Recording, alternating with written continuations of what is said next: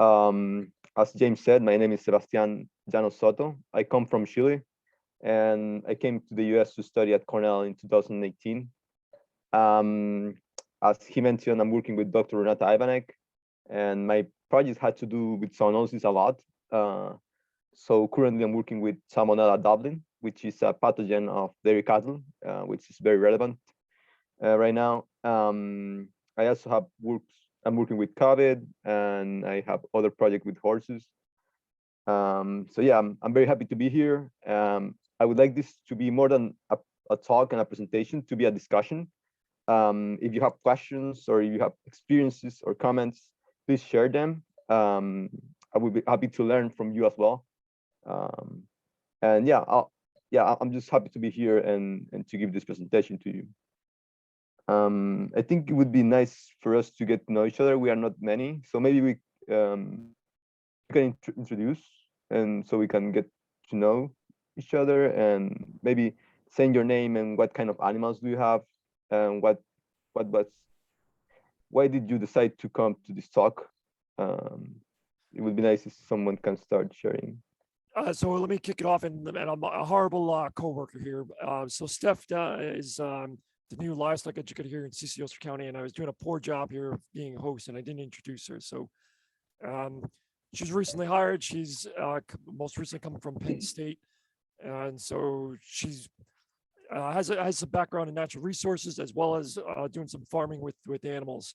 And I'm totally failing here, Steph. So feel free to jump in and save me. No problem. Thanks, Jim. Hi, I'm Steph. Like Jim said, I'm the new livestock and natural resources educator with Cornell Cooperative Extension in Ulster County. And I do have a small farm background. We raise sheep and dwarf goats and cattle and chickens. And I decided to join today because I'm new and I want to see what kind of programs they're putting on, and I'm interested in learning about some of these diseases and how to prevent them. So thanks for having me. Nice, thank you, Steph. And if you have input about things on the field, I bet you have more experience than I do. Please share them. I would be happy to hear them. Great. So we've got in the chat, Carol Delaney posted that she is a livestock specialist with the Animal Health Division in the state of Maine, and she's interested on the presentation for more information about the work that she does.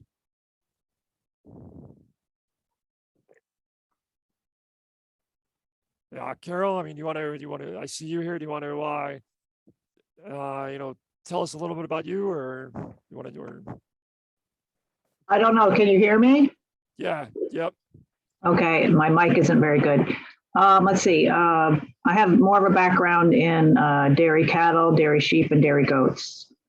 I used to be an extension and more of a generalist and nutritionist, but in animal health, we're trying to educate farmers on this. We just had a study with the SARE grant study with how pigs are raised in the Northeast, mostly pasture. So zoonosis is very important. Thank you. And how about the other Carol that's on here? Yeah, hi, I'm Carol. I'm a lady. I used to have quite a farmstead. We raised sheep and chickens, and had a few odd turkeys, a goat, and a horse. But now I don't do that anymore because it's a little bit treacherous for someone my age, tramping around with buckets full of water over the ice. So, but I stay connected with farm animals. I've been volunteering for 13 years now at the Catskill Animal Sanctuary, where they rescue farm animals. And they're token omnivore. They're all, very much into veganism. And but they let me stay around because I'm familiar with the animals. I'm very comfortable with the animals, and I do a lot of repair and construction work there. That's my strength, and that's what I've been doing for the past over a dozen years. The one thing I saw on the slide, the one disease that I've seen go through people and animals is Giardia. So it wasn't on the slide, but maybe we can talk about that too. Okay. Yeah, can you repeat the last part you said about what would you like to talk about? I volunteer at a farm animal sanctuary. They rescue animals that are either abandoned, abused, or have to be surrendered for whatever reason. There's cows, horses, ducks, chickens, you name it. There's just about every kind of animal there, and I work around all of them. I don't work with them. I do the repairs and the construction. So, but I'm familiar with the place. I've been there a long time. Thank you for sharing, Carl. Wayne, you want to give us a quick intro there? Oh, you're muted now. You were unmuted before. So I don't know what's going on. Zoom, sometimes we still can't hear you. Zoom, sometimes we give it this. But I guess maybe throw it into the chat if we can't hear you, and I can read it out. I'm not sure what's going on. We get these quirks sometimes with Zoom. Yeah, I actually had to change my computer because it wasn't working properly. So I asked my wife's computer to give the presentation.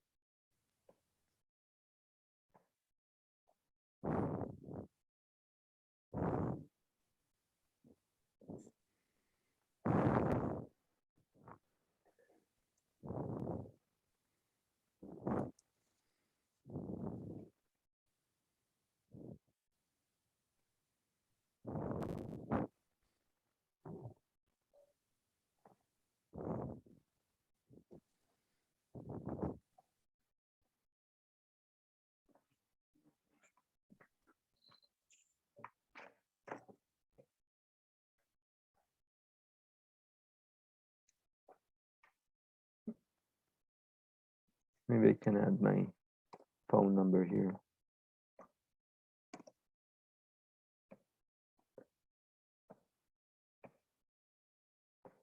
In case you want to text me with questions. All right. So Wayne says, I am interested in farming on a small scale and getting kids into it as well.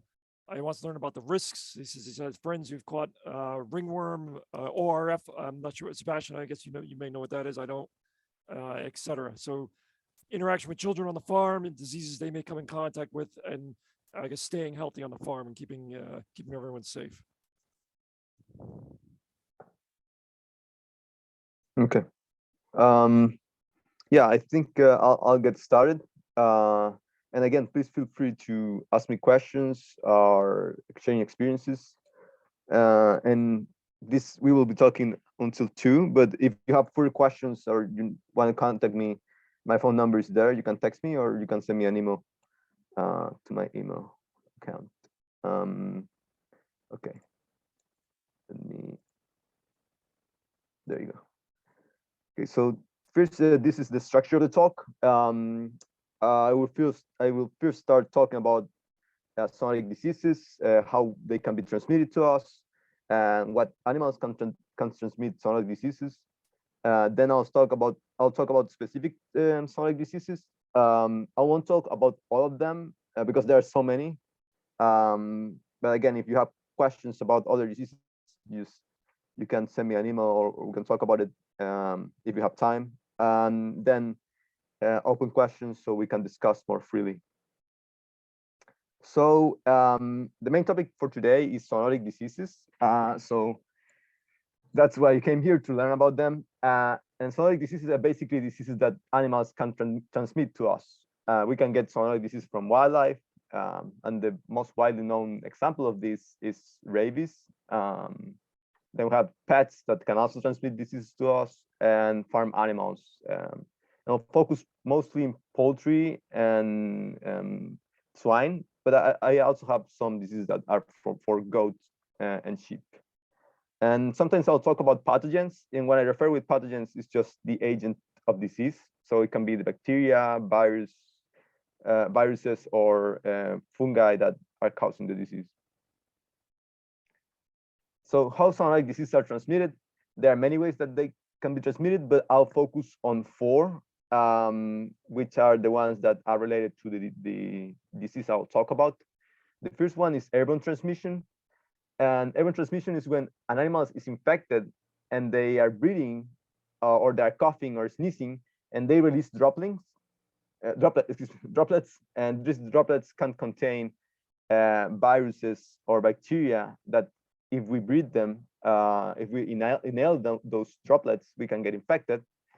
There is also fecal oral transmission, which is when animal feces have pathogens and we came into contact with this feces, and we, for instance, for some reason we touch our face or we touch food and we eat that food contaminated, we can get the infection. There's also foodborne transmission, and it's basically when food gets contaminated with pathogens and we eat that food. If we don't cook it properly, we can get the infection. And also contact with skin or mucous membrane, which is basically direct contact with an animal that has the pathogen on their skin or in their mucous membranes. And through that contact, we get the infection.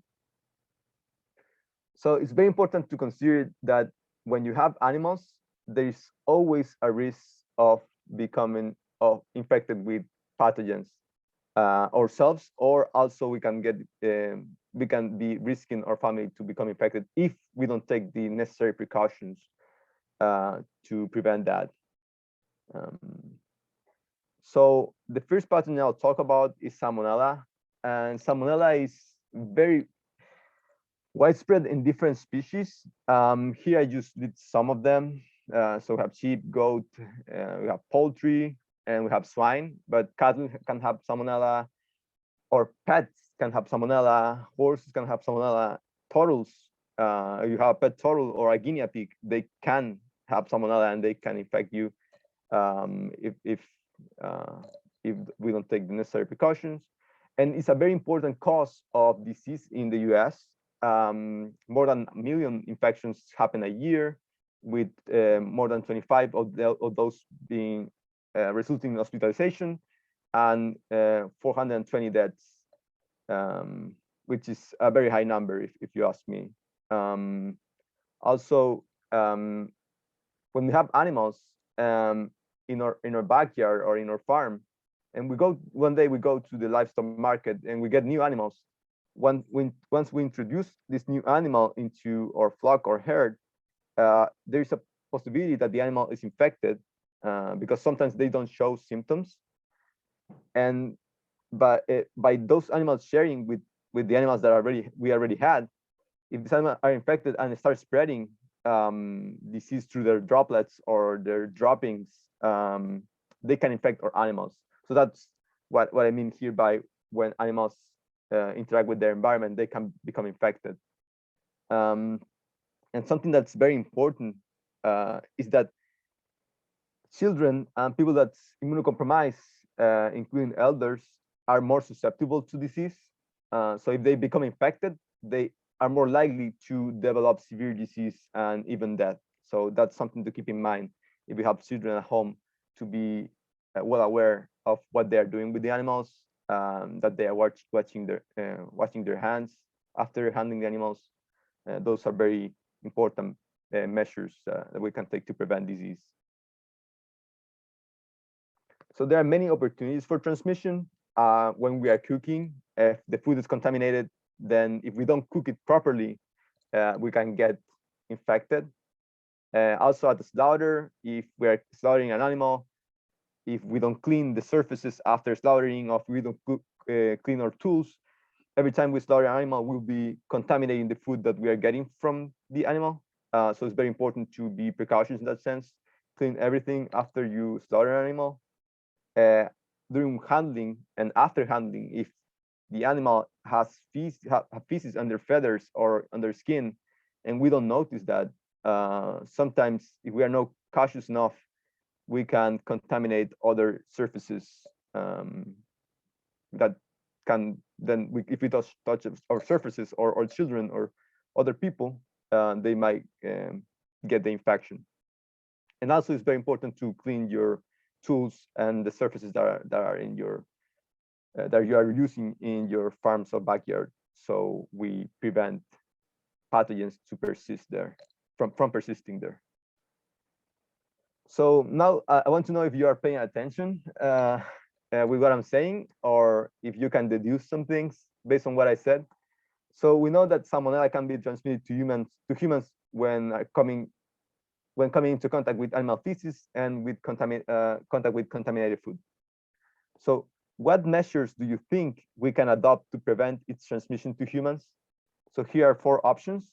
And the first one is A, wash our hands after animal handling. B, avoid eating raw meat and eggs.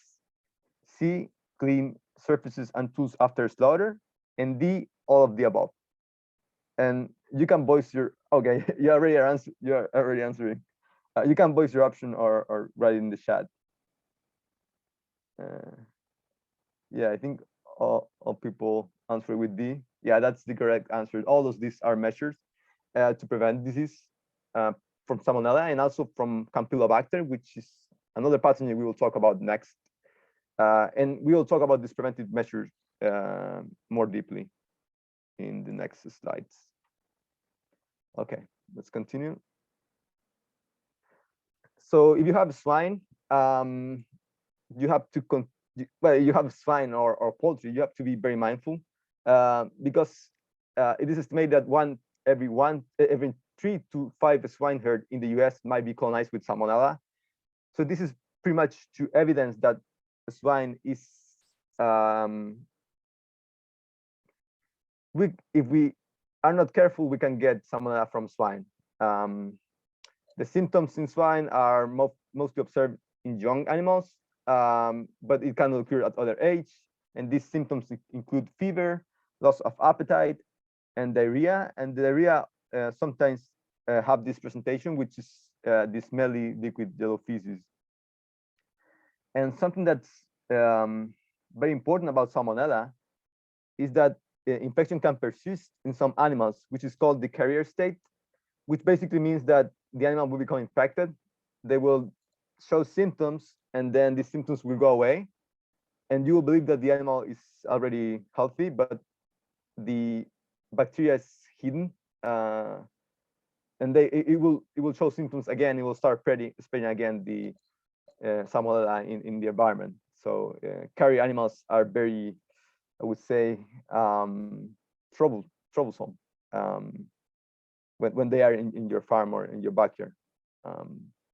And a way in which we can prevent Salmonella in pigs is to vaccinate them because it not only reduces the chances of the animal of becoming infected, but also the severity of their symptoms, and the shedding is reduced. So it's a good way of preventing Salmonella. In poultry, it can also cause disease, mostly in young birds. And another number is that every 25 packages of chicken at the grocery store are contaminated with Salmonella. So it's very important to cook the food properly when we buy chicken at the grocery store. And also be mindful as well that chicken can have Salmonella, and we need to keep that in mind when we are handling the animals and when we are cooking and when we have children around.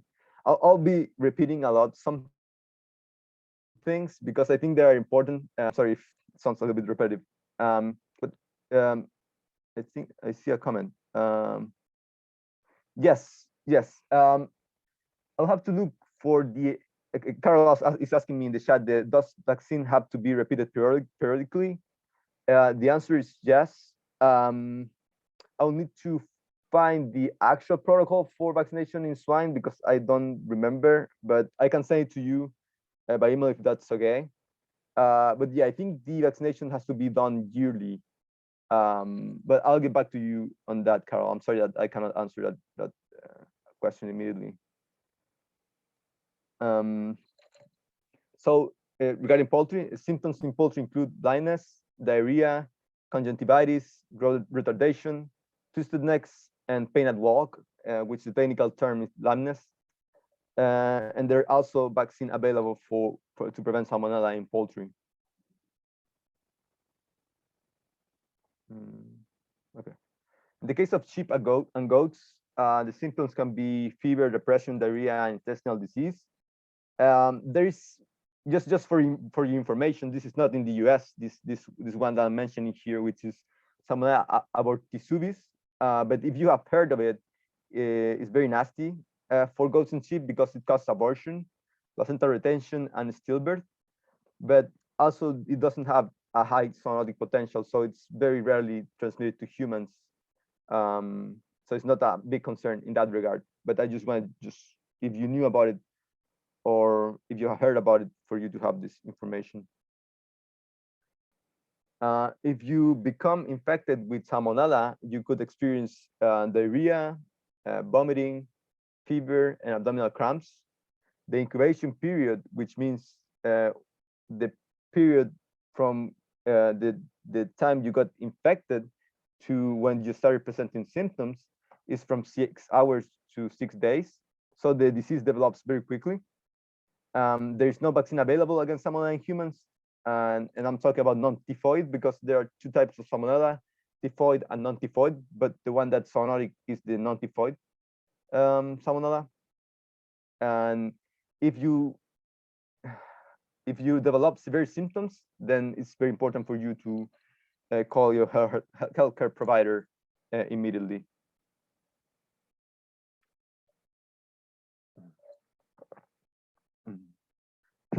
Please ask questions if you have them. You can type them in the chat, or feel free to interrupt me.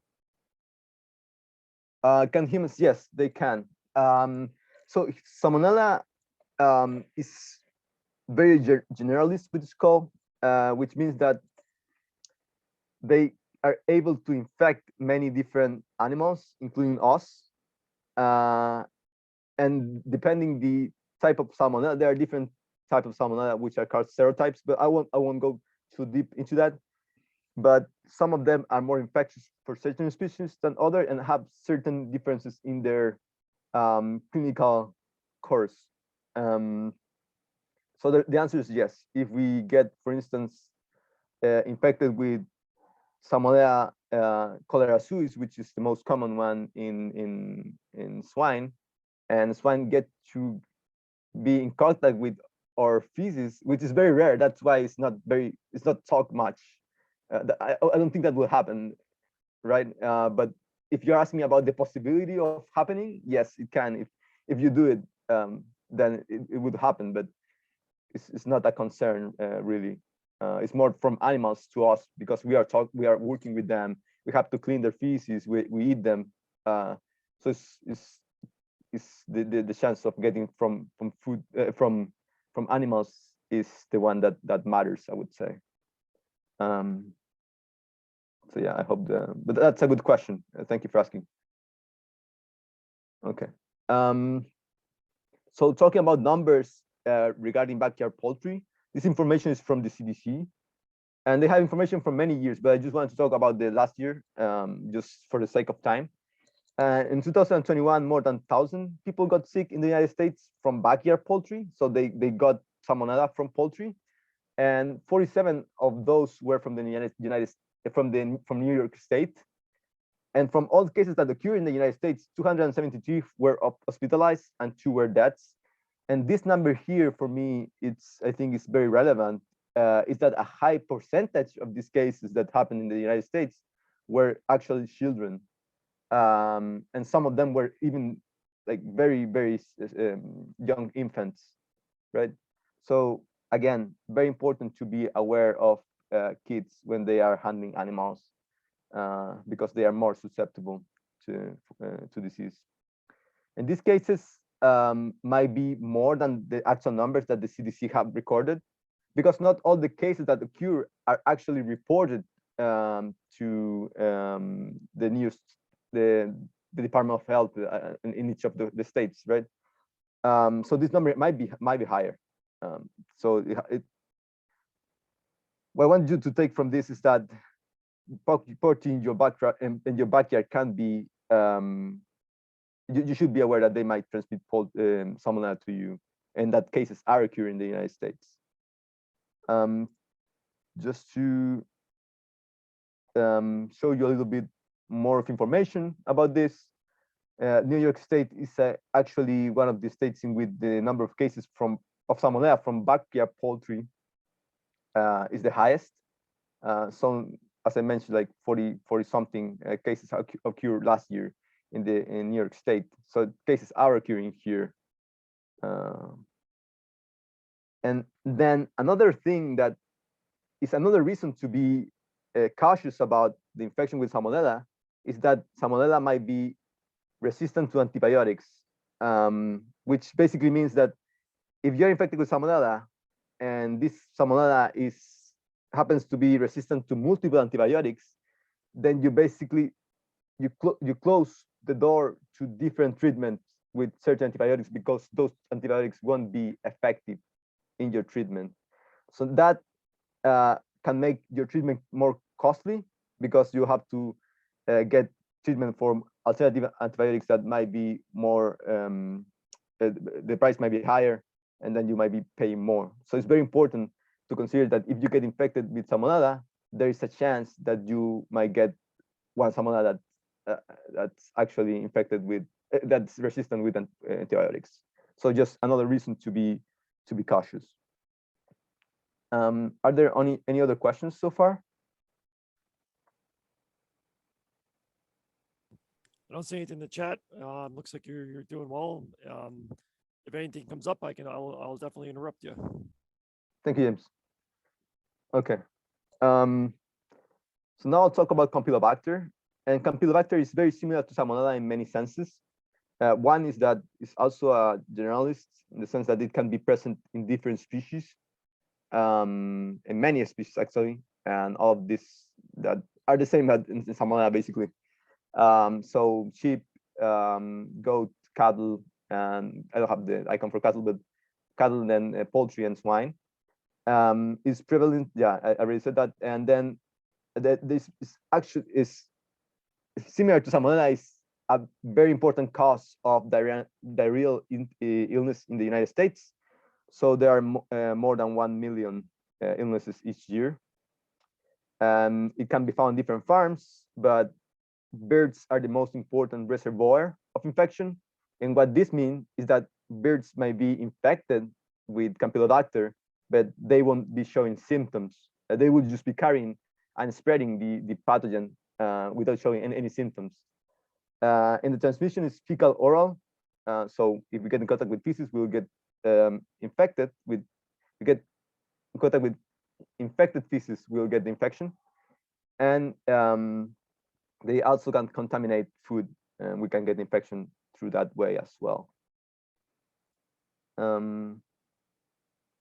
Okay, so for swine, there might or might not be symptoms, and when they are usually in piglets. There might be mild diarrhea, there might be sometimes blood and mucus in the diarrhea, lack of appetite, dehydration, and loss of condition. So they will start losing weight when they're infected. In the case of poultry, also this is very rare. There might be infection, but it's usually when it is present is diarrhea and depression, and in some cases, in a way in which sometimes poultry producers they realize that they had infections, that sometimes there are sudden death in their flocks, excuse me. Also there's reduced egg production. So they don't show symptoms, but then if an animal is found dead by Campylobacter, then if the veterinarians examine that animal, they'll see that this animal had their organs damaged, and that was the cause of the sudden death. In the case of sheep and goats, excuse me.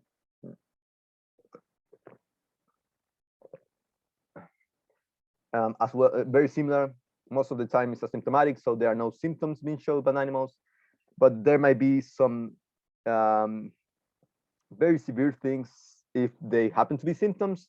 They could be infertility and abortion, and they can also be present intestinal disease and ileitis ileitis, which is the inflammation of the ileum. Then fecal transmission or contamination from aborted fetuses, placenta, and uterine discharges. So in addition to be transmitted to feces, sheep and goat can transmit it when they have their aborted fetuses, and this fetus contaminate the environment, and the same with placenta and uterine discharges. And it can also be, it can become persistently infected, which is the carrier state that I talk about for Salmonella in swine. So they can be spreading this without showing symptoms.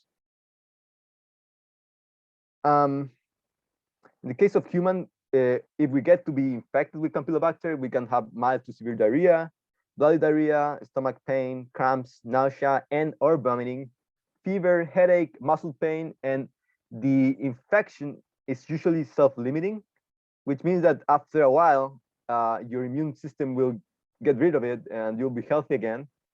But it's very important to keep in mind that in the case of people that is immunocompromised, or elder people or children that are developing their immune system, they can have more severe infection that can be even result in death. And the incubation period for this disease is from 2 to 5 days.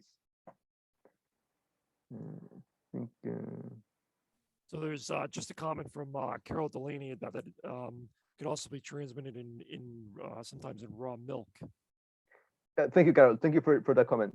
Yeah, basically, whatever can be contaminated from the animal, whatever product that can be contaminated in the animal, they can be a source of transmission for people, and that includes raw milk. So yeah, thank you for pointing that out.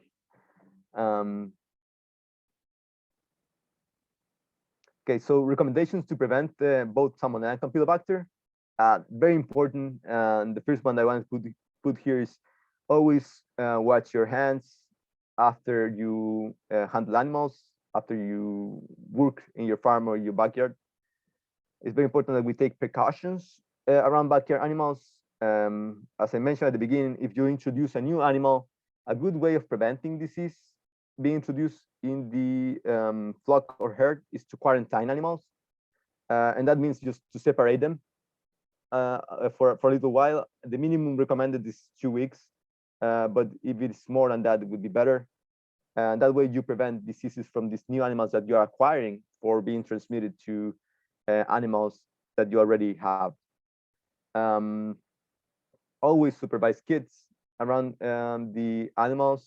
As I mentioned, they are more susceptible to disease and to develop severe disease. Handle eggs and meat safely. Remove the eggs as soon as possible. As you find them, just remove them. Don't let them be there for too long, because they can become contaminated and bacteria can start multiplying in the food, and there is a high risk of you getting the infection if you eat it. And also, if the eggs are cracked, just throw them away. Don't eat them because bacteria might have been able to get inside the egg. That could be a risk as well. Do not eat or drink where animals live or roam. That's very self-explanatory. Store meat and other food separate. Vegetables in one part of the fridge, meat in the other part, and the same with eggs. Separated. Fish separated as well.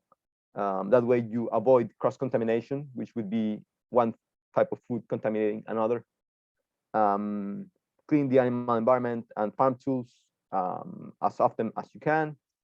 And cook food at the right temperature.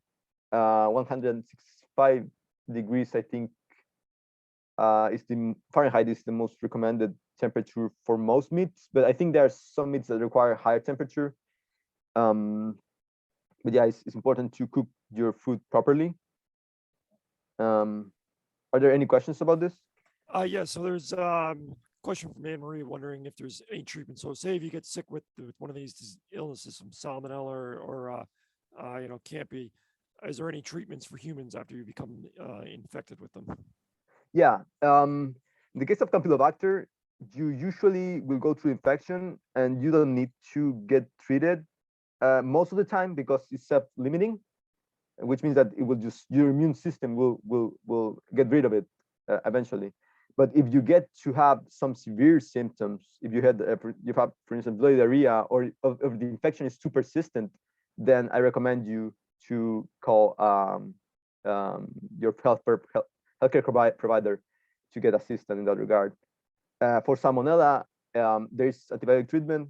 The issue with Salmonella is, as I mentioned, many of Salmonella strains that you can find in farm animals, they have resistance to antibiotics. So that might make the treatment more complex, but there is antibiotic treatment against Salmonella. And if you have severe symptoms of intestinal disease, then what's advisable is to call your healthcare provider. Steph doing some research in the background here. Sent out a link for safe internal temperature. So beef, pork, veal, lamb steaks, chops, roasts, 145 Fahrenheit or 62.8 Celsius. Ground meats, 160 Fahrenheit. Ground poultry, 165 Fahrenheit. So the link is in the chat, and you feel free to copy and paste that on. Hello, James. I can hear you. I can hear you right now. Sorry, I got cut off. I hit the Steph posted a link in the chat to the USDA. It has the safe handling temperatures, so what temperature you want to cook the meat to. So that's available for anybody. You can click on that and take you right to the website. I can send that out by email when this is done as well. Thank you, Steph. I appreciate it. Yeah, just feel free to check more information if you require it.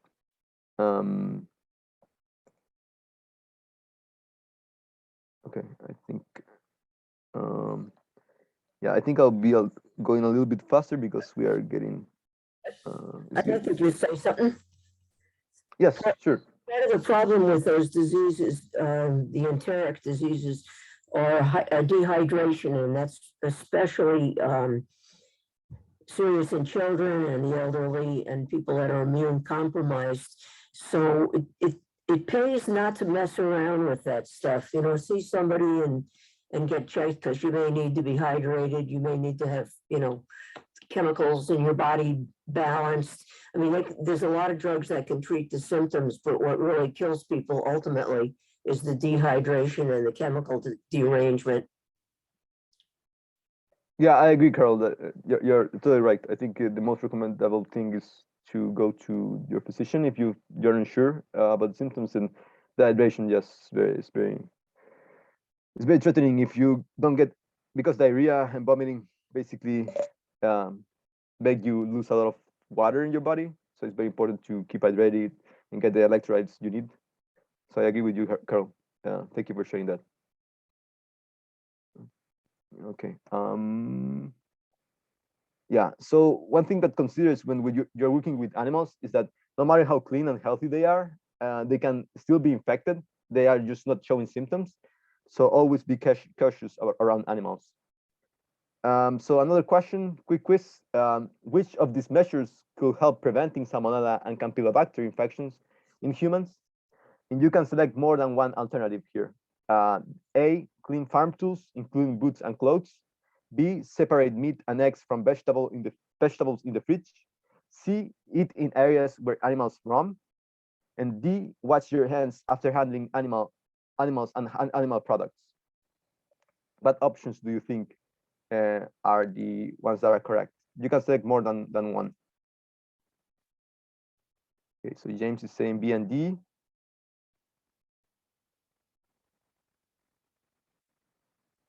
Not C. Okay, A, B, and D, Carol's saying. Steph is saying not C, A, B, D. Yes. B and D. Okay, Wayne's saying B and D.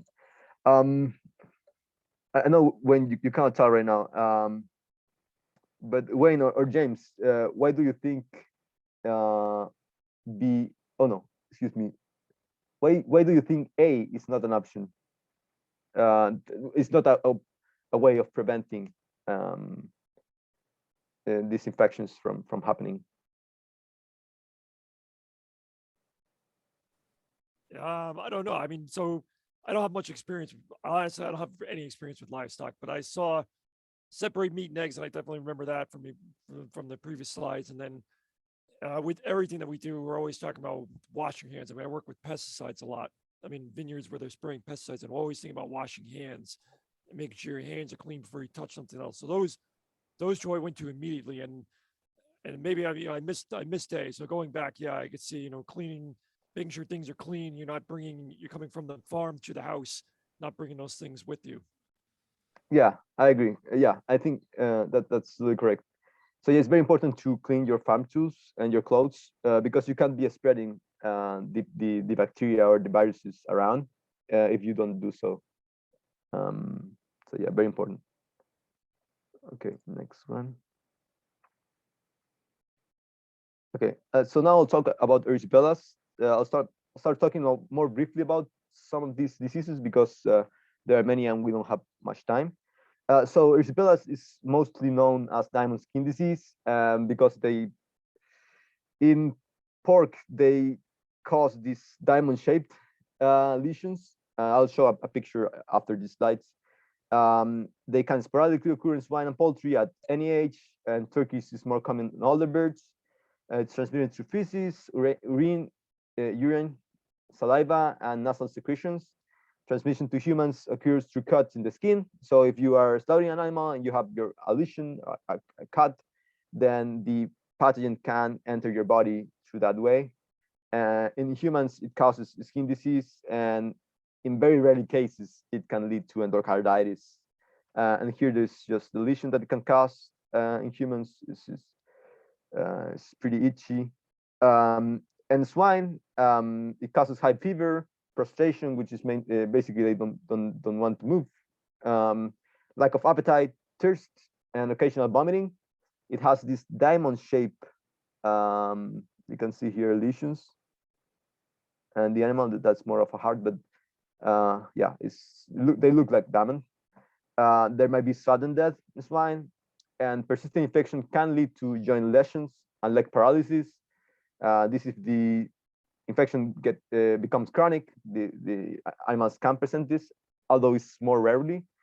Usually the presentation is the acute presentation, which is this one, but there might also be an hyperacute presentation, which is that animals just die suddenly.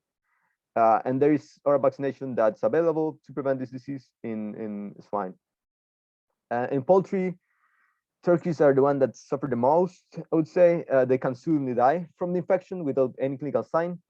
It's not usual that the infection will persist, but there might be, they might, if the infection persists, even if it's not common, they might develop these skin lesions, which are extremely rare, but they might happen. The ways in which this can be introduced to your flock is through vectors, rodents, and mites, and then vaccination is also available for poultry. Now I'll talk about Leptospira. Leptospira is this is the I think it would be one of the bacterium that can be is ubiquitous, which means that it's in many places, and it can infect all mammals basically. People can become infected through exposure to urine and bloody fluids or infected animals. And the thing for this is that you can also get infected from the environment.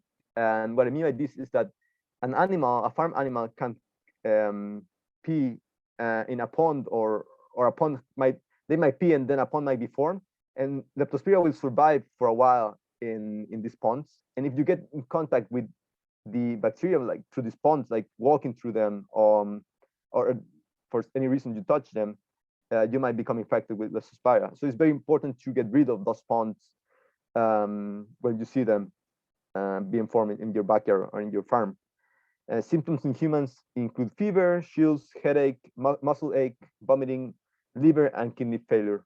Many Leptospira cases go unnoticed in the sense that they are not diagnosed as Leptospira. They are diagnosed at or people don't go to doctor because it might be self-limiting in some cases. So there is a issue with Leptospira that is being underdiagnosed right now in most of the world, and you can find it anywhere except Antarctica. Okay. For swine, it can cause decreased weight gain, lack of appetite, abortion, stillbirths, fever, diarrhea, and there might be general neurological signs.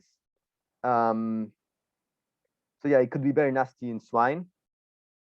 And well, they infect only mammals, so I won't talk about poultry right here.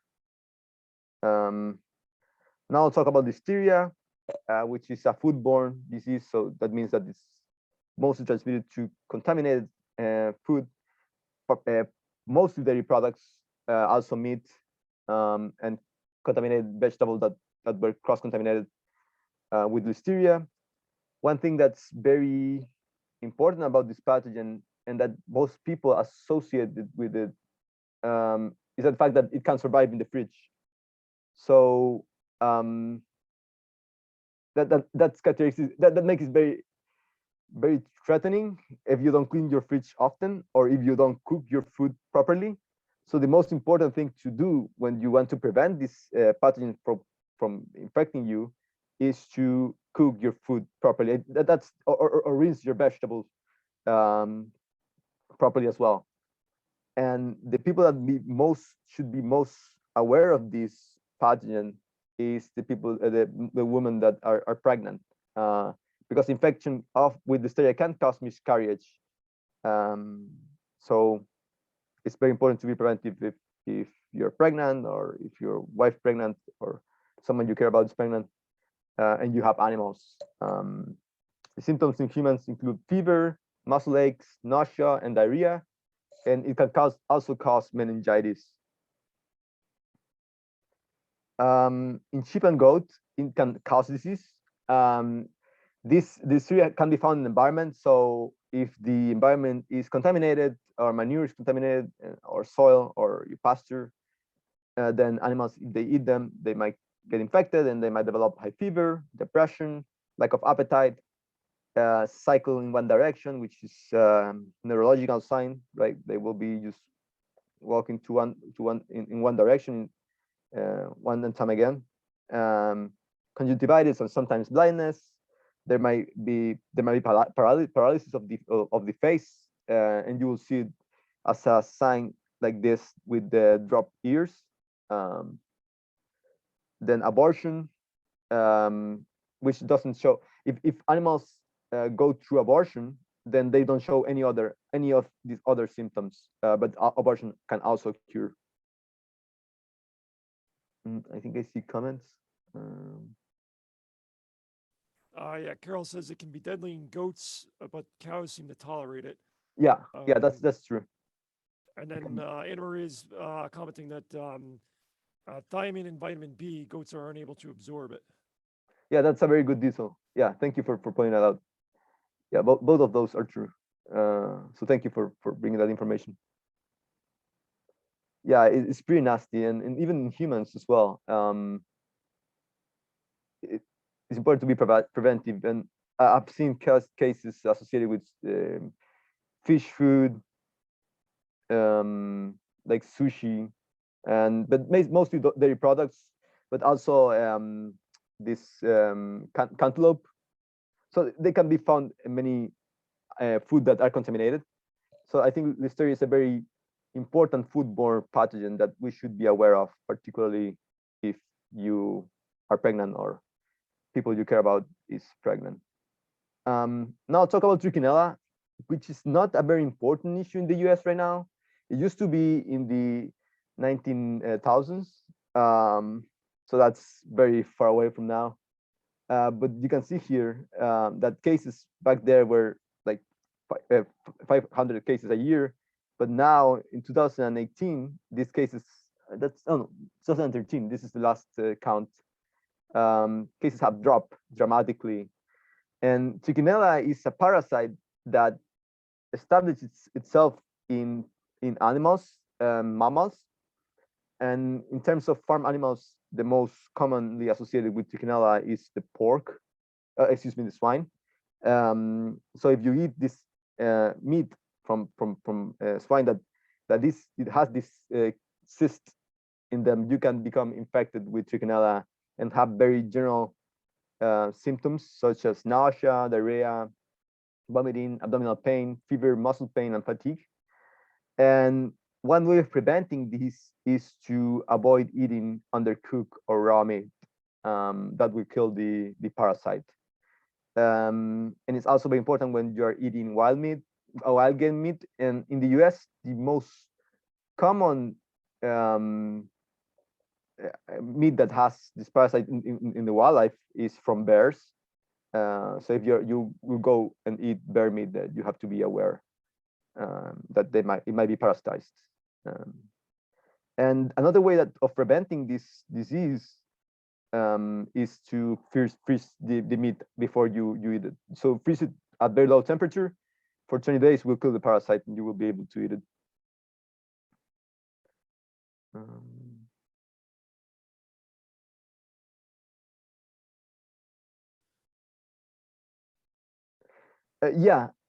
Trichinella is the parasite, and trichinosis is the disease that it causes. So Trichinella spiralis is the name of this parasite that commonly, not here in the US, but in my country is very common in Chile. But now here in the US, it's not as very common. It is in the wildlife though. So if you eat game meat, then you have to be aware of that.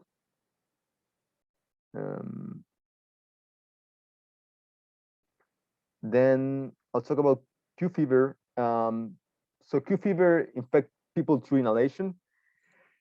So Q fever can travel through the air.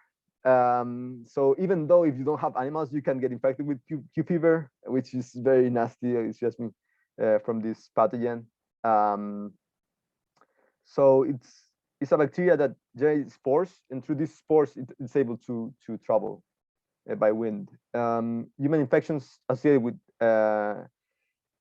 the infection in humans are associated with cattle, with sheep, goats, and they often occur when animals give birth. So when an animal gives birth, then this bacteria can be released into the environment.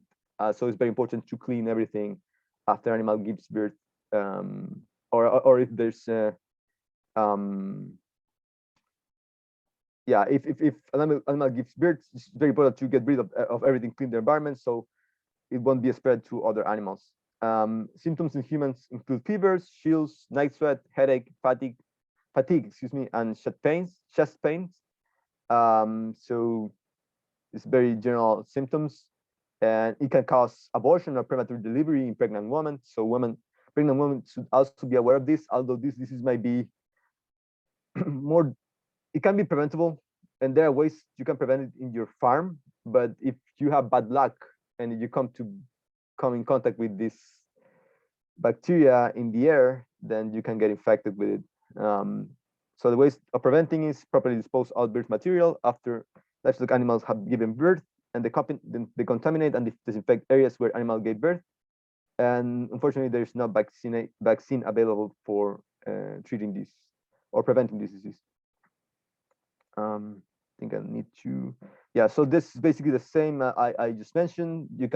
Animals can ingest this in the pasture or in the environment, and it can also travel to wind, and you can get infected even if you don't have animals. So I'll just go quickly about it because we are almost, it's almost 2 o'clock. So cases in the United States have been more increased, which is not necessarily that animals are being more commonly infected, but that diagnosis methods have improved through the year. So there are cases occurring in the US right now. I don't know why it's so slow when I try to change slides. Okay. And then another thing that's important to consider is that this disease peaks, the infection in human peaks in the season when animals are birding. So during spring and early summer, it's very important to be aware of this disease. Then ringworm, very quickly, is a fungal disease. It looks like this in animals, and you get infected when you come into contact with animals that have this lesion in their skin. It is usually itchy and a circular rash.